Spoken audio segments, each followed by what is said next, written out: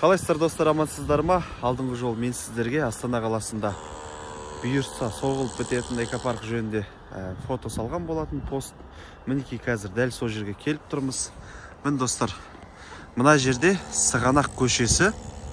Бұл жерде жалпы өзім айтқым келіп тұрғаны, мынау ЖК сен неге дер кезінде, қажет кезде бағасы әдем болып тұрған кезде үйді алу қажет.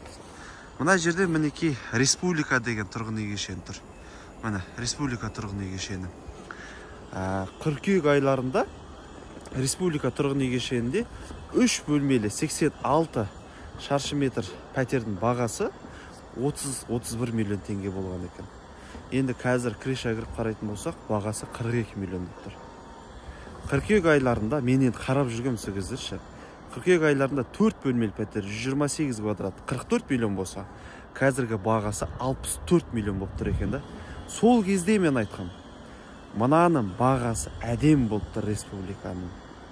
Мүмкіндік болып атса, сол жерден үй алуыңыздар тікелей эфирде айтатын.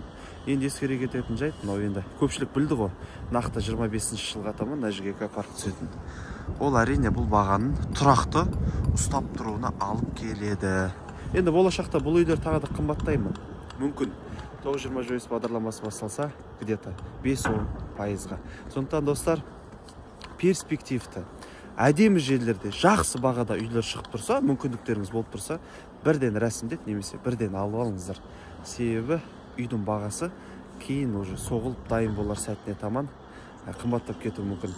Бұйыртса бір жерді көрсем сіздерге, о жерде де қазіргі таңда бағалар әдем болып тұр, бірақ болашақта баға көтеріліп, дәл осы сияқты қымбаттап кетуі мүмкін. Жақсы достар, демалыс жақсы өтсін.